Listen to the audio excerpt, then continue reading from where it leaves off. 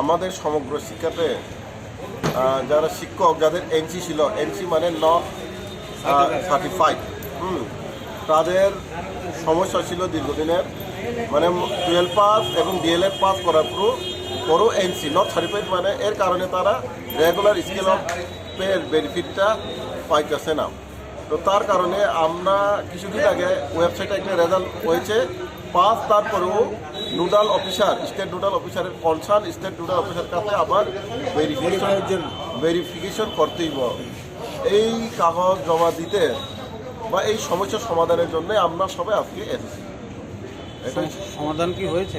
সমাধান তো হয়েছে, হ্যাঁ হয়েছে, তবু আমাদের তো সংগঠনের মুদ্রা যে বিষয়টা হলো রেগুলারাইজেশন, এবং এটা তো আংশিক সমস্যার সমাধান হয়েছে, এবং আরও 101 জনের মতো এখনও ডিএলএডে ফেল আছে এবং 12 ফেল আছে। এই সমস্যার সমাধান আমাদেরকে করতে হবে সবাই মিলে মিশে, এবং রেগুলারের সাথে আমাদের সংগঠন কোনোদিন আপোষ করতে পারি না এবং করব না। রেগুলার হচ্ছে আমাদের মূল ডিমান্ড। এই ডিমান্ডটাকে সামনে নিয়েই আগামী দিনে আমাদের কর্মসূচি রয়েছে।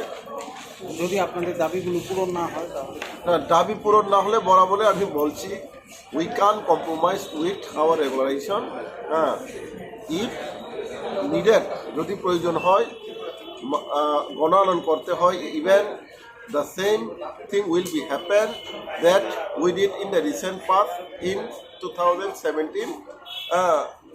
7 দিন ধরে আমাদের অনশন ছিল, আমরা সেটাও করতে বাধ্য যদি আমাদেরকে আমাদের দাবি পূরণ না করে।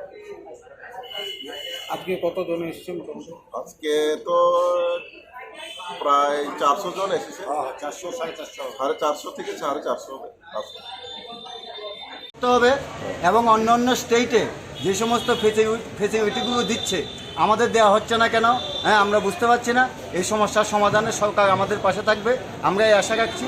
এবং পাশাপাশি নিয়মিতকরণের জন্য আমাদের যা কিছু করতে হয় আমরা সবাই সমবেতভাবে আমরা আন্দোলনে অংশগ্রহণ করব। আমরা এই কঠিন সিদ্ধান্ত নিতে বাধ্য হচ্ছি।